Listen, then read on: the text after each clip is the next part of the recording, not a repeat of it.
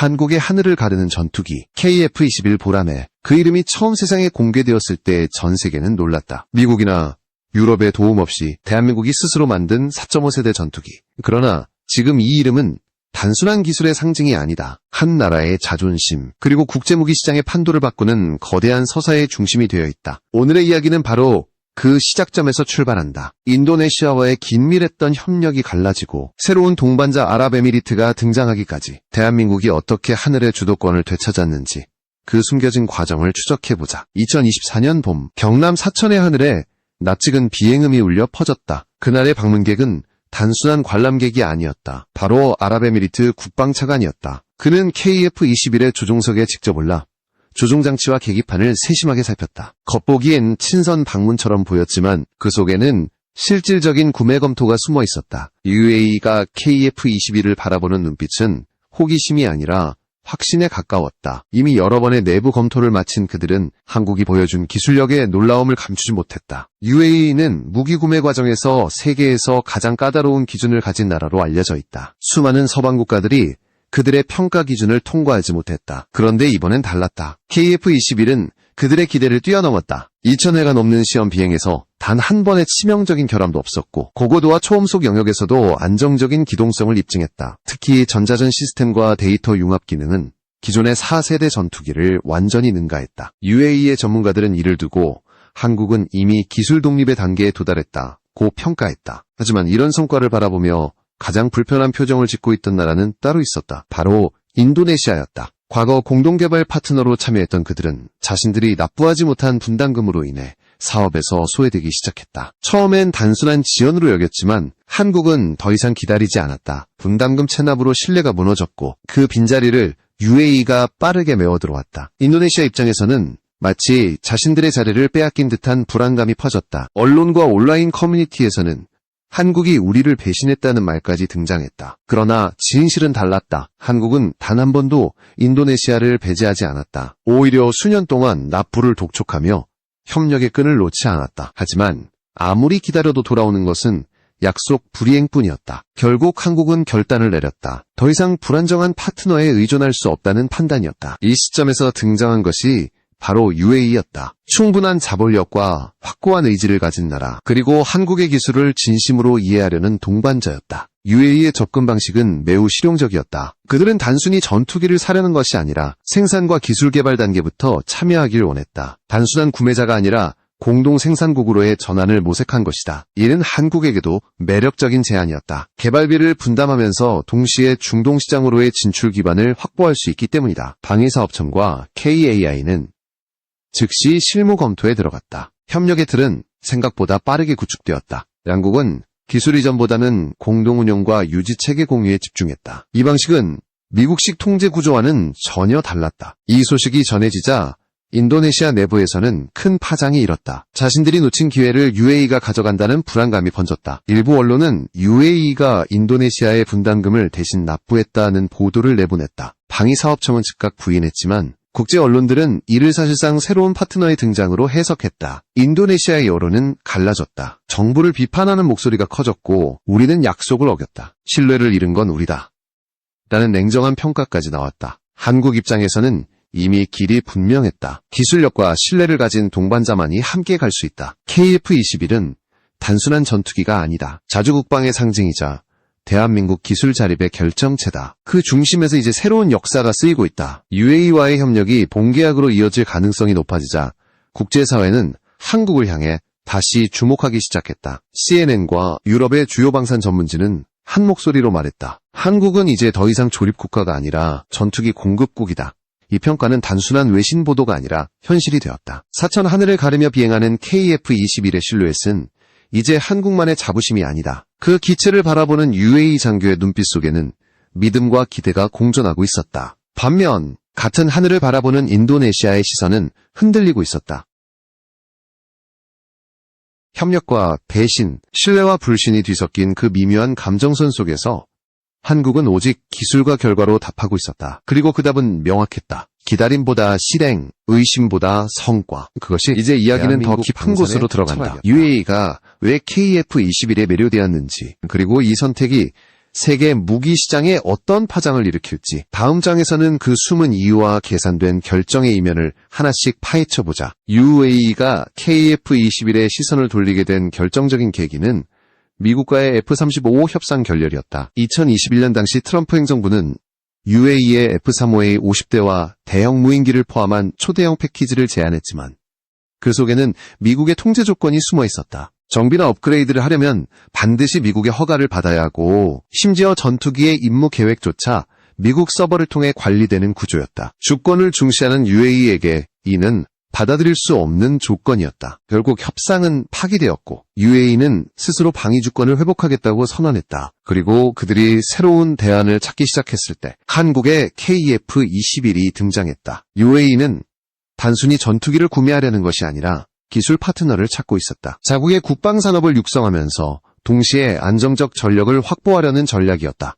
이런 요구에 정확히 부합한 나라가 한국이었다. 한국은 이미 K9, 자주포, 천궁 미사일, FA-50 경전투기 등을 통해 신뢰성과 품질을 입증한 경험이 있었다. 특히 FA-50은 필리핀과 폴란드에서 성공적으로 실전 배치되며 한국 항공기술의 신뢰도를 높였다. 이러한 전적은 UAE가 한국을 신뢰할 수 있는 이유가 되었다. UAE 국방차관이 경남 사천을 방문했을 때 그는 단순히 조종석에 앉아 사진을 찍은 것이 아니었다. 그는 개발진과 직접 대화를 나누며 레이더 성능, 무장 호환성, 정비 체계, 그리고 장기적인 업그레이드 가능성에 대해 세밀히 질문했다. 그 과정에서 그는 KF-21의 강점을 분명히 확인했다. 첫째, 비용 대비 성능. F-35의 단가는 1억 2천만 달러를 넘지만 KF-21은 절반 수준으로 추산된다. 둘째, 운영 주권. 구매국이 독자적으로 정비와 데이터 관리를 할 수 있는 구조로 설계되었다. 셋째, 확장성. KF-21X로 이어지는 차세대 모델은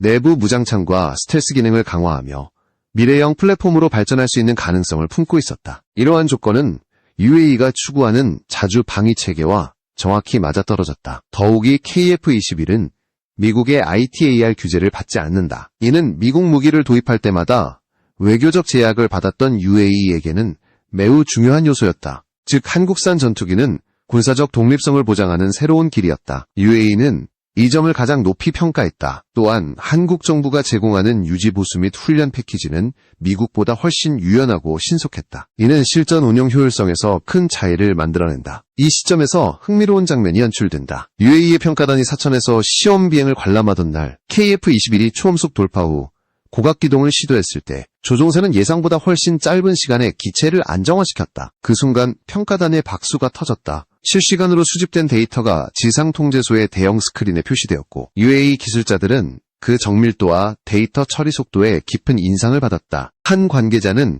이 정도 수준의 시스템은 미국이나 유럽에서도 보기 힘들다고 말했다. 바로 그날 이후 UAE 내부에서는 본격적인 도입 검토가 시작되었다. UAE의 방위 전략은 단순한 구매 중심이 아니라 그들은 지속 가능한 국방 산업 생태계를 지향한다. 자국 내 생산 라인을 확보하고 장기적으로는 부품과 정비 인력을 자체 양성하는 시스템을 원한다. 한국은 이 요구를 정확히 이해했다. KAI와 방위사업청은 기술 이전보다는 공동 생산이라는 새로운 틀을 제시했다. UAE가 일부 조립 과정과 부품 생산을 담당하고 한국이 핵심 기술과 품질 관리를 유지하는 구조다. 이 협력 모델은 양국 모두에게 이익이었다. UAE는 기술 축적의 기회를 얻고 한국은 안정적인 수출 기반을 확보하게 된 것이다. 이 협력은 단순히 경제적 거래를 넘어 정치적, 외교적 의미를 가진다. UAE는 중동 지역에서 전략적 영향력을 확장하고 있으며 한국은 아시아와 중동을 연결하는 새로운 교두보를 얻는다. 에너지 협력, 첨단 산업, 방산 기술이 맞물리며 거대한 시너지를 만들어내고 있다. 실제로 양국은 2024년 초특별 전략적 동반자 관계를 공식화했다. 이는 한국이 맺은 여러 외교 협약 중에서도 가장 높은 수준의 파트너십이다. UAE가 한국을 특별 전략적 동반자국으로 지정했다는 사실은 단순한 외교적 표현이 아니라 실질적 군사협력의 신호였다. 이러한 관계 변화는 국제사회의 시선을 집중시켰다. 프랑스와 미국의 방산 기업들은 긴장하기 시작했다. 한국이 중동 시장의 새로운 중심으로 떠오르고 있었기 때문이다. 특히 프랑스는 오랜 기간 UAE에 라팔 전투기를 공급해왔지만 유지비와 업그레이드 비용이 과도하다는 불만이 끊이지 않았다. 반면 KF-21은 그 절반의 가격으로도 동등 이상의 성능을 제공한다. 경제성과 기술력 두 가지 모두에서 한국이 우위를 점하게 된 것이다. 또한 UAE는 단순히 전투기를 도입하는 것이 아니라 장기적으로 KF-1X 개발 단계에 직접 참여할 계획을 검토 중이다. 내부 무장창과 스텔스 재질을 개선한 모델에 투자함으로써 자국의 전략에 맞는 맞춤형 기체를 확보하려는 것이다. 한국은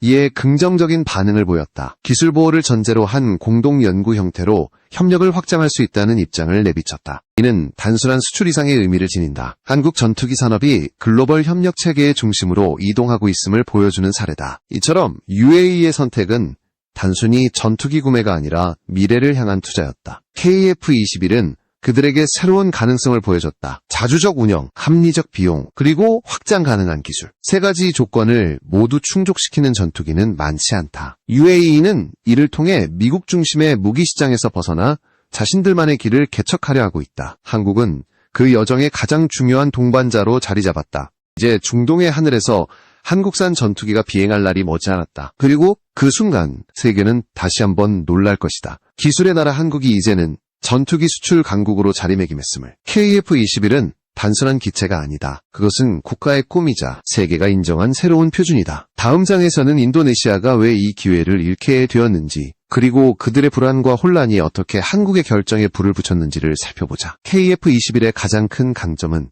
균형 잡힌 설계 철학에 있다. 세계의 많은 전투기들은 특정 능력에 치중해 개발되었다. 미국의 F-22와 F-35는 완벽한 스텔스 성능을 자랑하지만 유지비가 천문학적이고, 러시아의 수호이는 고기동성을 강조하지만 정비성이 떨어진다. 반면 KF-21은 현실적 비용과 최적의 성능 사이의 균형을 추구했다. 스텔스 도료를 통한 저피탐 기능, 강력한 추진력, 그리고 뛰어난 기동성, 이 세 가지 요소를 동시에 확보하면서도 가격을 절반 수준으로 낮춘 전투기는 세계 어디에도 없었다. KF-21의 핵심은 한국이 자체 개발한 AES-A 레이더에 있다. 이 레이더는 기존 기계식 레이더보다 탐지 거리와 정확도가 2배 이상 향상되었고, 다중 목표 추적 능력 또한 뛰어나다. 특히 1000여 개가 넘는 송수신 모듈을 통해 전자전 환경에서도 안정적인 교전 능력을 유지한다. 시험 비행에서 이 레이더는 200km 밖의 표적을 정확히 식별하며 완벽한 작동을 보였다. 이는 한국이 더 이상 외산 장비에 의존하지 않아도 된다는 것을 의미한다. 한국 기술로 완성된 눈, 그것이 바로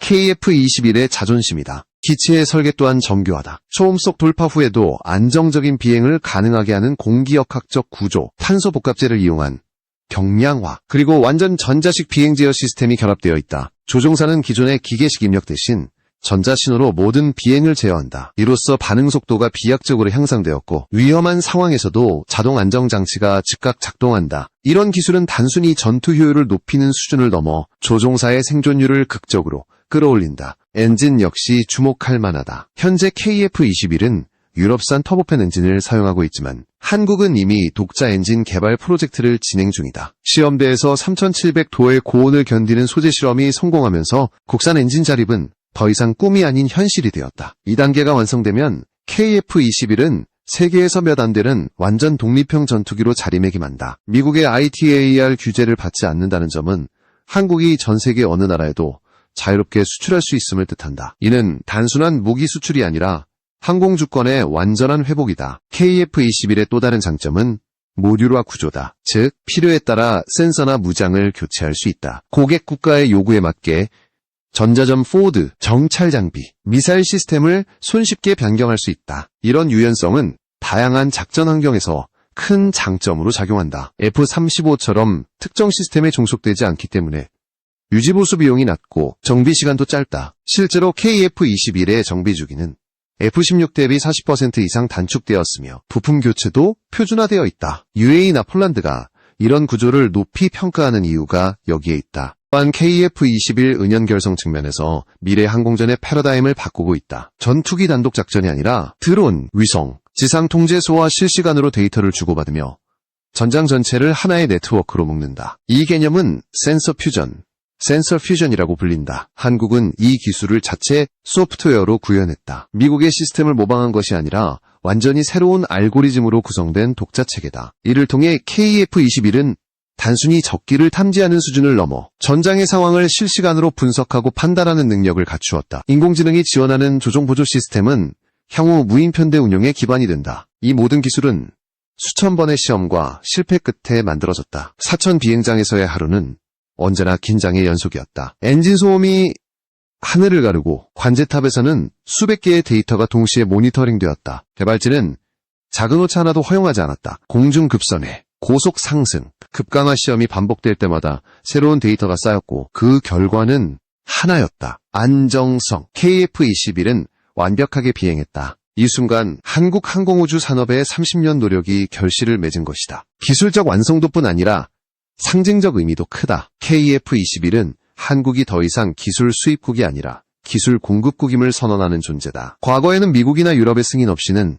한 대의 전투기도 만들 수 없었지만 이제는 한국이 기술을 수출하는 위치에 섰다. CNN과 유럽 주요 매체가 이 사실을 보도하며 한국은 21세기 방산의 게임 체인저라고 평가한 것도 이 때문이다. KF-21은 단순한 전투기가 아니라 한 나라의 기술력, 자존심, 그리고 독립의 상징이다. 그러나 이 성공이 하루아침에 이루어진 것은 아니다. 초기 개발 단계에서 수많은 회의론이 있었다. 일부에서는 한국이 전투기를 독자 개발하는 것은 불가능하다고 비웃었다. 그러나 KAI와 국방과학연구소는 포기하지 않았다. 미국, 프랑스, 영국, 스웨덴의 기술 사례를 철저히 분석하며 한국형 구조를 만들어냈다. 그 과정에서 얻은 가장 큰 교훈은 의존하지 않는 기술력이었다. 이 철학이 바로 오늘의 KF-21을 만든 것이다. UAE의 입장에서 이런 전투기는 단순한 무기가 아니다. 그것은 미래를 함께 설계할 수 있는 플랫폼이다. 스텔스와 속도, 전자전 능력, 운영 주권, 그리고 경제성까지 어느 하나 부족하지 않다. 무엇보다 한국은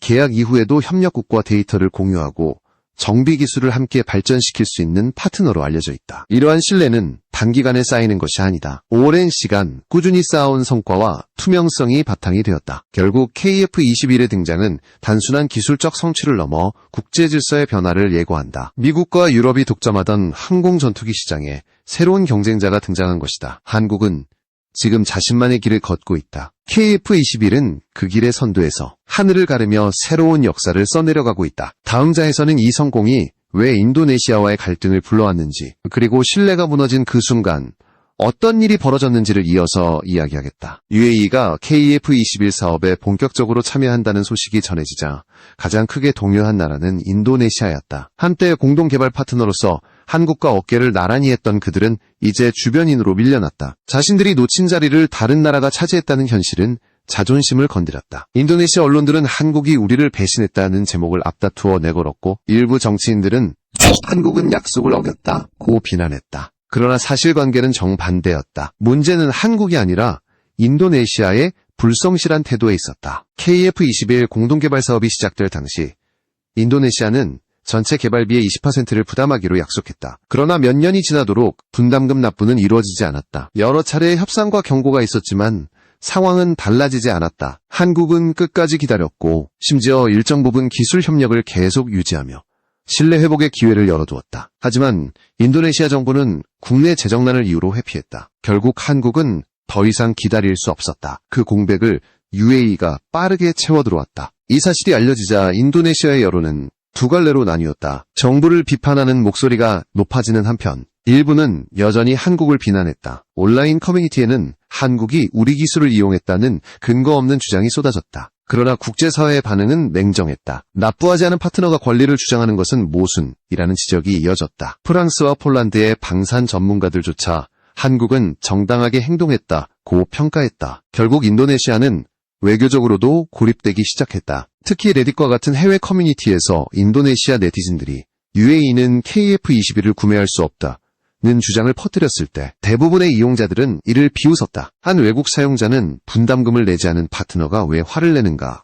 라는 댓글로 수천 개의 공감을 받았다. 이런 반응은 인도네시아 내부에서도 논쟁을 일으켰다. 일부 전문가들은 우리가 약속을 지키지 않은 결과다. 한국은 기다릴 만큼 기다렸다고 공개적으로 정부를 비판했다. 그들의 발언은 현지 언론에 대서특필되며 국민들의 공감을 얻었다. KF-21 사태는 단순한 기술 문제를 넘어 인도네시아의 신뢰 문제로 번졌다. 과거에도 비슷한 일이 반복되었다. 한국이 건조한 잠수함 사업에서 잔금이 지연되며 전체 일정이 뒤틀렸고 K-21 장갑차 공동 개발도 약속 불이행으로 중단되었다. 이 모든 사례가 쌓이며 인도네시아의 국제 신뢰도는 급격히 하락했다. KF-21 분담금 미납은 그 결정판이었다. 이제 한국뿐 아니라 다른 나라들도 인도네시아를 신뢰하기 어렵다는 시선으로 바라보게 되었다. 문제는 인도네시아가 여전히 현실을 직시하지 못하고 있었다는 점이다. 그들은 KF-21 사업에서 배제된 뒤에도 우리가 기술을 이전받아 독자 전투기를 만들 수 있다고 주장했다. 그러나 이는 사실과 거리가 멀었다. 인도네시아 기술진은